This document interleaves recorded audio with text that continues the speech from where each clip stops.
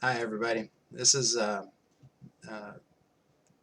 the last of the who died during that uh, rescue gone wrong. It's GI Joe number 3. Uh, Here's how I came about him. One night I got a call from a friend at a local watering hole. She said that one of my old buddies was in trouble and a gang of MS-13 was about to gut him. Seems he was defending the honor of one of the girls there and picked a fight beyond even him. The plan was to negotiate him a way out. He was always trying to do the right thing, and many times he just did not think so well. I got there, and he was surrounded by 7 of the gang. My friend was bleeding from several places and had a broken hand and lower leg. I knew there would be no talking to these animals and would have to make it up as I go, but there was really nowhere to go with this one. So I had committed to whatever it would take.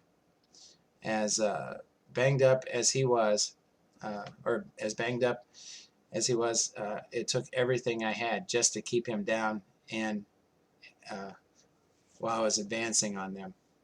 The friend who called me came out of the bar with a really big guy who walked over to me, not looking at me, but at them. It was like he thought that would keep them away or at bay for some time. He took off his shirt and he had a Marine tattoo across his chest. My friend at the moment, uh, my friend at the moment just calmed down. The Marine, drooling, still not looking at me, put his hand on my back and said to me, "Just ask me to help." Not having much choice here, I said, plain and clear, help. Um, my buddy started to struggle again, and I put him down again. Then both of us watched. This man, I call the Marine for obvious reasons, destroyed all 7. Uh, they had knives, and one had a gun. It was like watching a movie. My buddy was like me. Uh, we just stood there. We couldn't believe what we were watching. When the Marine was done, he looked at my friend uh, from the bar and told her she could call the cops now. Then the Marine looked at me and said, "We should go. I had a friend uh, that can patch you up and your buddy. Let's go." So we went. While my buddy was getting taken care of, I stood outside smoking a cigar, and the Marine came out and asked if I had another. Of course, I always have them. Uh, I looked at him, and as he took the cigar, and said to him, "If we meet again and there's trouble, can I be on your side?" And he just laughed. We talked for hours that night, and he never really fit in anywhere. From the time he was born, he lived in foster care. As he grew up, he got in trouble more than uh, he was at peace, and the judge told him jail or military. So that is where the Marine came in. There he found family, but as he moved up the ranks, he moved down just as fast, always in conflict with the military code and his code. After 10 years, he had grown tired of himself, and that was when he walked away and did not where to go from there. Some bikers of a famous gang found him and thought he had found the brotherhood that he knew from the military. After a while, he saw things that he did not like and left. Not without trouble, of course.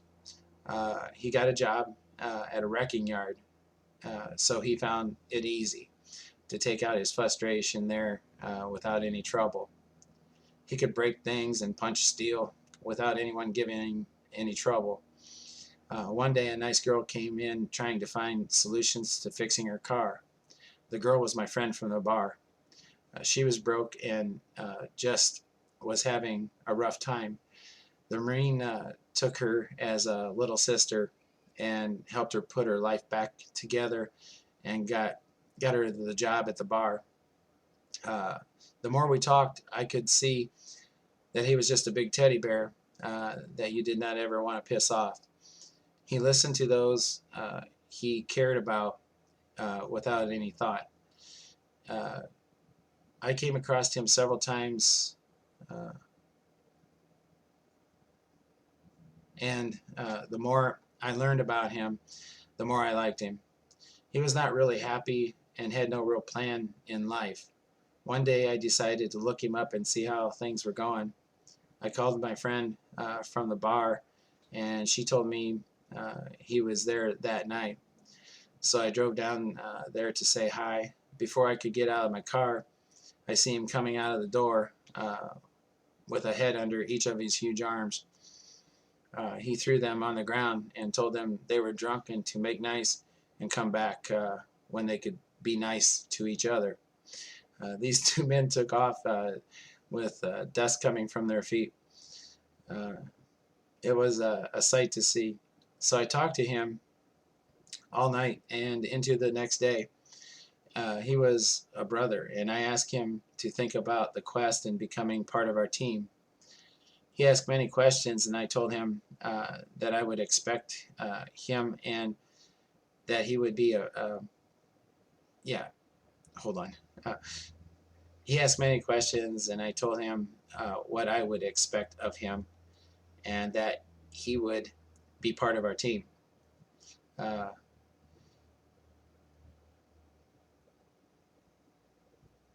and also that he would have to obey whatever I told him to do without question. After, if he had a problem with it after it was over, he could always walk away. But during the mission, he had to take the oath that he would do exactly what I told him to do, or he was commanded to do. I told him I could not pay him, but I could give him a place to stay and food. He did not say anything. He just patted my shoulder and walked back into the bar. It was about a month later, and I heard a knock at my door. It was the Marine. He had a big backpack on him and was crying. He hugged me, and I thought I would not be able to breathe. He said, "I'm yours in the quest."